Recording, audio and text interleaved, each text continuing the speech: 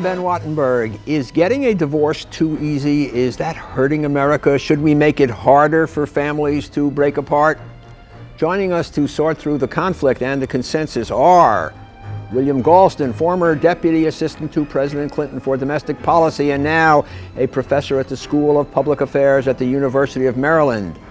Maggie Gallagher, author of the forthcoming book, The Abolition of Marriage: How We Destroy Lasting Love.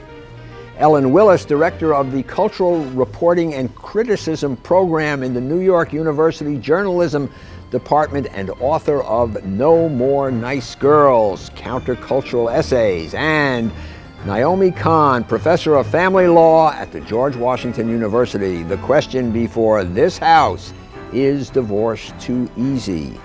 This week on Think Tank.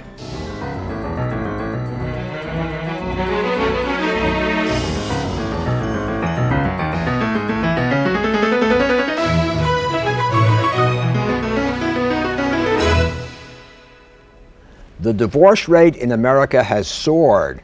Today, the United States has the world's highest divorce rate, and it is estimated that half of new American marriages will break up. What happened? Some observers blame higher divorce rates on the sexual revolution or on the spectacular increase in the number of women entering the workforce in recent decades. But other scholars say that no-fault divorce laws are also to blame. They make it too easy for one spouse to bail out of a marriage without the other's consent. And how does divorce affect young children? Some studies show that kids whose parents split up are more likely to do badly in school, have lower self-esteem, get less education, earn less money as adults, and have unstable marriages themselves. Now, some states want to make getting a divorce more difficult. In Michigan, for example, proposed legislation would encourage premarital counseling, restrict no-fault divorce, mandate pre-divorce counseling for parents with children, and strengthen child support laws. Ladies and gentlemen, thank you for joining us today. Let's just go around the room quickly, starting with you, Bill Galston. Is divorce today too easy? Ben, some divorce today is too easy. In my judgment, when you're just talking about two adults, no minor children involved, the law does not have an interest in restricting their choice. When minor children are involved, I believe that there is an extra interest of the law, of government, of society, which is not now adequately reflected in our laws. Okay, Maggie Gallagher? Well, yes, Ben, I would say that not only is divorce too easy, but we've made marriage too hard. We no longer allow individuals to make a legally enforceable permanent commitment to another human being. And the result of a weakened support for marriage, the price is being paid by men, women, and especially children. Okay, Naomi Kahn? No, we have not made divorce too easy. We have allowed people who want genuinely and need genuinely to get a divorce to be able to get divorced when they think it is appropriate to do so. What we have not done, however, is made sure that post-divorce that we ensure adequate child support, that we ensure adequate visitation and involvement of both parents with the children, and that we ensure adequate financial distribution. Ellen Willis, you have written about this and thought about it.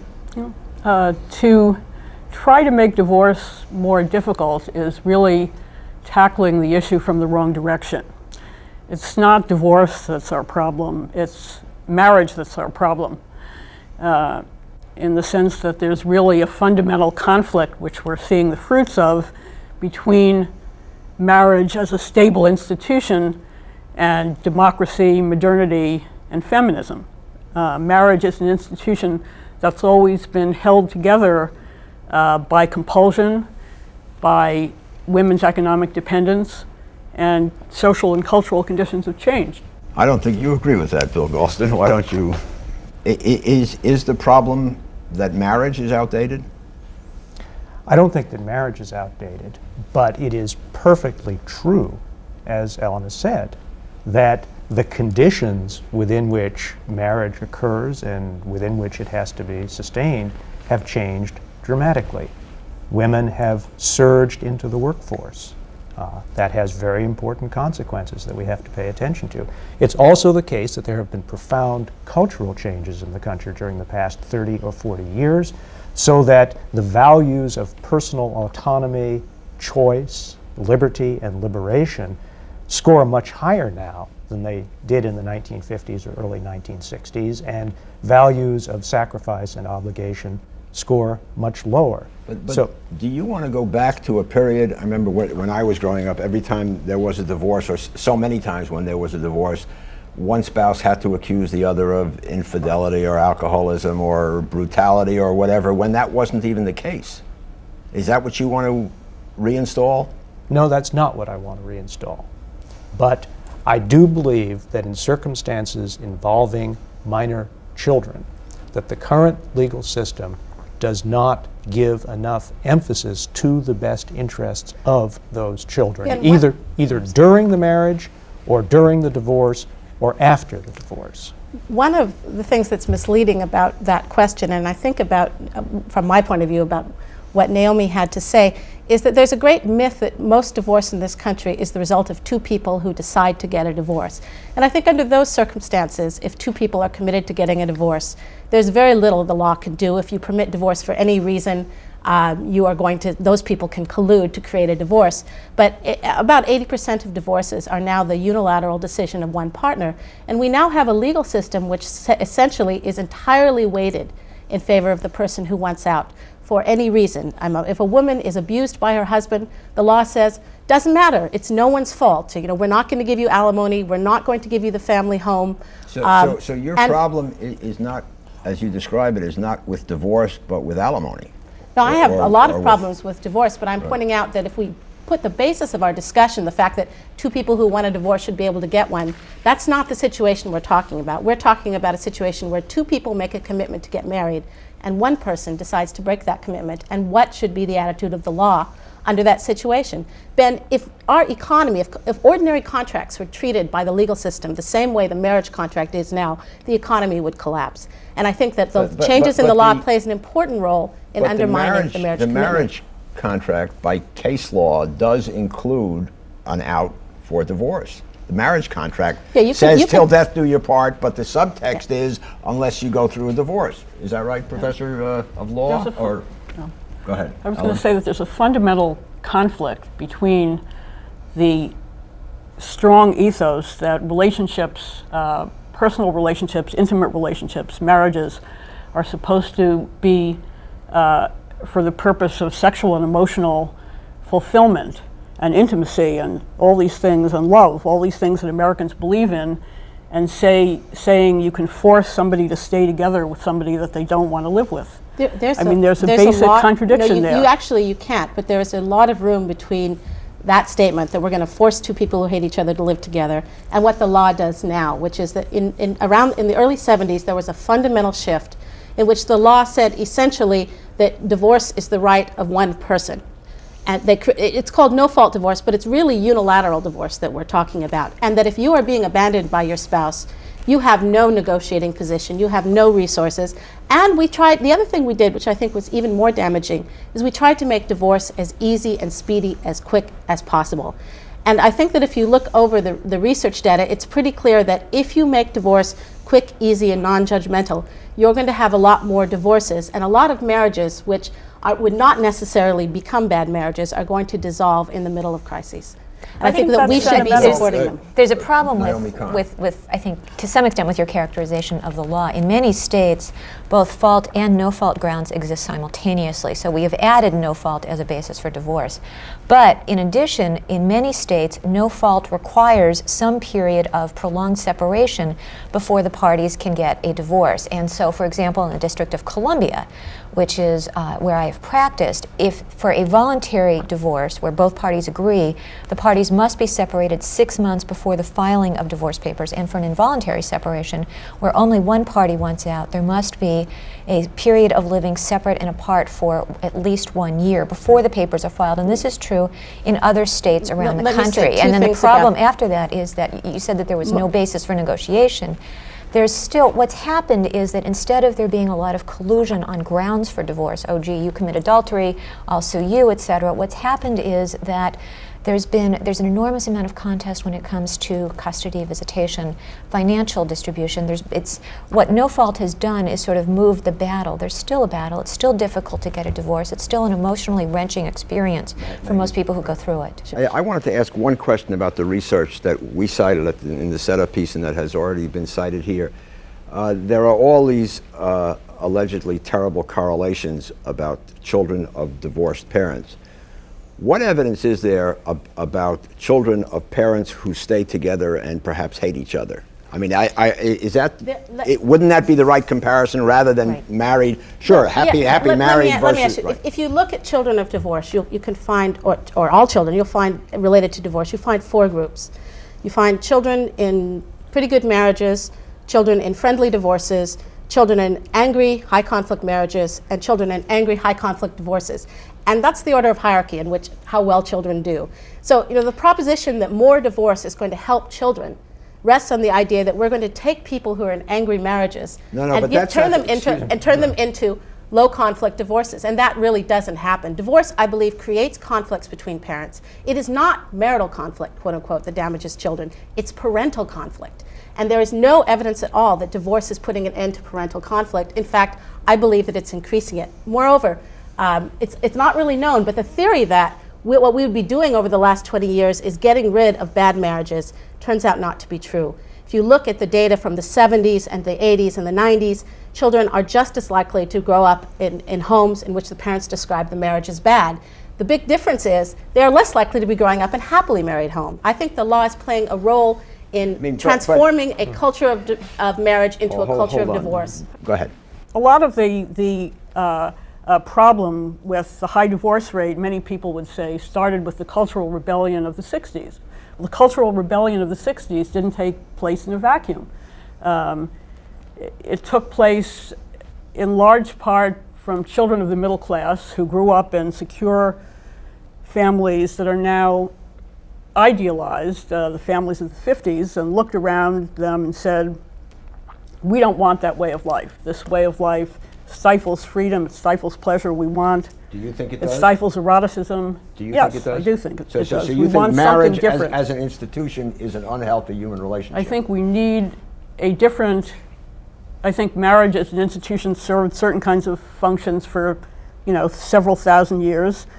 And now if, in the last 200 or 300 years, when freedom and equality and pleasure and happiness have become important issues in human affairs in the way that they weren't why do before, people get we married? need to do it differently.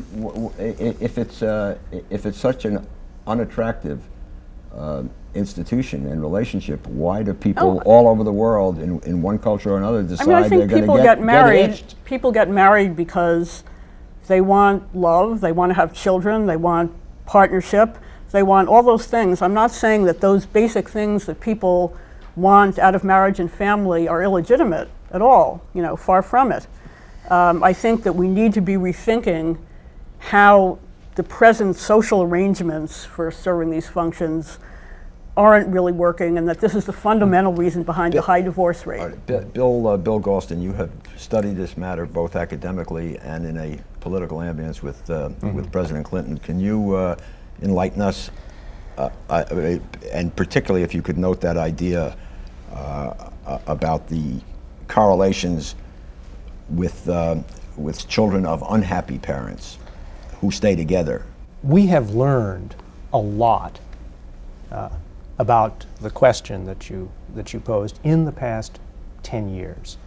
Mainstream researchers, people like Sarah McClanahan at Princeton, Andrew Cherlin at Johns Hopkins, Frank Furstenberg, Gary Sandifer, have gone through studies involving thousands and thousands of families, some of whom got divorced, some of whom didn't. And they have been able to take into account the level of pre-divorce conflict and the level of conflict in families, whether or not a divorce has occurred. They've been able to hold that constant. And what they've found is that independent of the level of the conflict in the family, there is an effect of divorce on children, which is not simply subjective and psychological. It has to do with things like performance in school, graduating from high school, labor force attachment, going to college and finishing college, level of emotional illness, suicide rate, depression, propensity to get divorced and to have out-of-wedlock children. These are solid statistical correlations. Now, we can argue as to what the appropriate response to those facts might be, and the scholars that I've just cited do not agree with my proposition that some divorces ought to be made more difficult. Let me just note for the record.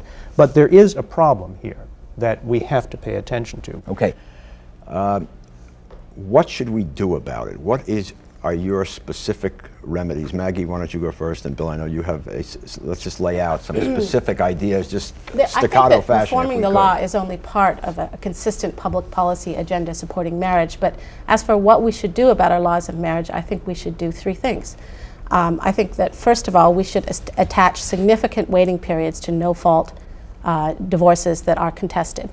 And by significant, I mean 5 to 7 years. The second, and as I said, the best research shows that this is the most effective way the law can cut down on the divorce rate without absolutely impinging on anyone's ultimate liberties. The second thing that the law should do is allow individuals who wish to make an even stronger commitment to marriage to do so. You know, one of the things that I've been struck with is we talk about the freedom, the choice to divorce, and as far as I'm concerned, the laws as they now exist do not allow me to get married. They do not contain the story of marriage that expresses the kind of commitment I want to make or my husband wanted to make. And I would like to create the idea of a prenuptial covenant, which individuals could freely sign as just like prenuptial contracts, that would either forbid divorce or permit it only for a very serious cause. And the third thing I think we need to do is But suppose someone who is a party to such a prenuptial contract does a very human thing and changes his mind. I mean, how are you going to enforce? Are you going to say you two must stay together if one of them wants to split? I think that the right to get married. What are you going to put a lock on the door or something? No, you cannot. People can get separations of bed and board, which was historically the case in many jurisdictions. It was true in South Carolina until 1949. I'm not proposing that even a majority of population would sign such covenants, but I think that if we're going to go to the trouble of creating a new legal mechanism to allow people to limit their marital liability, that the very least we can do is come up with some way that people who have a far more traditional image of marriage and a strong desire to make a permanent commitment to another human being, Bill, what is your 10-point plan? You've just come out of government. You must have a 10-point plan. I mean, that was my big mistake. Too many points. Right. So I'm going to try to reduce it to many fewer than 10. First of all, I think the law ought to distinguish sharply between divorces involving minor children and those that don't. For those that don't, I think that we ought to leave the current system in place. For divorces involving minor children, I believe that there ought to be a distinction between consensual and non-consensual divorces. For consensual divorces involving minor children, longer waiting periods. For non-consensual divorces involving minor children, one of two things: much longer waiting periods, on the order of 3 to 5 years, with the alternative of an updated fault system. I think there's one other thing that we have to do. When divorce can't be avoided, we have to pay attention to the interests of minor children. We know 3 ways in which divorce is bad for minor children. Number 1, loss of income. Number 2, loss of parental involvement. And number 3, loss of neighborhood, community, school, and social stability. So we need, and I agree with what a lot of other people have said, we need to get tougher on child support, much tougher, including interstate enforcement, which barely exists now. Number 2, we have to make every effort, if there isn't real joint custody, to keep the non-custodial parent as fully involved as possible in the upbringing of the child. And number 3, and here's a radical proposal, I believe that we have to create a presumption in the law to exclude the family home from the divorce property settlement for an extended period of time, so that kids don't have to leave their schools, their neighborhoods, their friends at exactly the same moment when everything else in their intimate family lives is being disrupted and torn up. How does that sound, Naomi Kahn? That last one, that's a very interesting one, isn't it? It's a very interesting one. It assumes, assuming you want to force the custodial parent to stay in the community, assumes first of all that the custodial parent can afford to do so.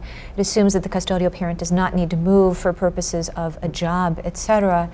And it also assumes that the children are happy in that community. It assumes certain things about the community. It's an interesting idea. Let us stipulate that. Let's just take a hypothetical case. You have a man who has decided that he wants to leave his wife. There are 2 children at home in a nice suburban home. The woman wants to stay. The kids wants to stay. Should they have the right to not be forced to sell the house in order to equitably divide up the assets? Oh, absolutely. Yeah. Of course. I'm That's not- yeah. I'm That's not not. talking- that's- I'm not I think that's talking not about- controversial. I'm not talking about a universal mandate, but I'm talking Okay. about an opportunity in the law that doesn't now exist. In most, I'm not a lawyer. In most, It We should does point out that, exist. like most such discussions, we are heavily focused on people like ourselves, which is upper middle class educated people who own homes. And for these, there's probably more we can do in the area of child support. It's certainly not negligible. That's right. But for the vast majority of children who are in middle and working class blue collar families, these are really not relevant considerations, and they'll do very little. We are running out of time. Let me go around the room one more time and just ask you briefly, if you would, to suggest to our viewers, this has become a major issue because of the high rate of female-headed households and poverty and so on. What do you think is going to happen? What are the next 10 years going to look like as this dialogue moves ahead? well, now that I'm out of politics, I should also get out of the prediction game. But I will say this. I think that we are on the edge right now of a major national debate, part of which will be legal and legislative. There are at least 2 state legislatures that will have this debate in 1996. But an important part of the debate will be cultural. What are the habits of our hearts, collectively and individually, going to be in the next 10 or 20 years? And I think that, as I said before, that we are really wrestling with the question of whether the social propositions that were laid down 30 years ago by our generation when we were young are the ones that we want to live with and the ones that we want our children to live by. Maggie Gallagher? One way of describing what the sexual revolution was is that for a period of time, the entire American society adopted the point of view of the average 18-year-old boy. And as we are aging, as we are raising children and marrying and divorcing and having children out of wedlock, we've come to believe that many of the optimistic assumptions of the 70s, in particular the idea that single motherhood can be remade into a viable institution, are just not true. And I think that the next 10 years will see a very lively debate, not only intellectually but politically, over what can be done about it. Naomi Kahn? I agree that there is going to be a debate, in part because these bills are being introduced that would make divorce harder to obtain. It's interesting that there's just one study that I know of in which the researchers looked at why people get married and what they know about divorce. And in that study, the researchers found that even though people applying for marriage licenses were aware of the fact that 50% of all marriages end in divorce, these people were absolutely dead certain that this was not going to happen to them. People get married because they want to get married. They have a commitment to get married. They know the statistics. They know what divorce brings, and yet they decide to get married. And I think that we're still going to have people who continue to want to get married, and we are also going to see just the reality of what's going on is that there are so many people living outside of marriage in different kinds of arrangements, whether it be with grandparents, parents, and children, etc., that's going to continue, and that will probably strengthen, and that's going to inform the debate on what happens. Ellen Willis, last word. I must say I'm pessimistic about the future. I hate that to be the end note, but it seems to me I that still have a shot, so Oh, good. it might not be. Right. And if you're too pessimistic, it he'll seems edit to it me out. that what's happening is that people in this particular social political climate have really given up on the possibility of really new ideas and are kind of bound and determined to find ways of bullying people back into the conventional family and permanent marriage, and it's not, of course, going to work. So I just sort of look forward to more social conflict and to women in particular being bullied for having children out of wedlock or trying to do unconventional things. I don't know about the bullying, but I would, given the texture of this conversation, I'm sure the conflict will continue. Thank you very much. Thank you, William Galston, Ellen Willis, Maggie Gallagher, and Naomi Kahn, and thank you. Please send your questions and comments to New River Media, 1150 17th Street Northwest, Washington, D.C. 20036, or we can be reached via email at thinktv@aol.com or on the World Wide Web at www.thinktank.com. For Think Tank, I'm Ben Wattenberg.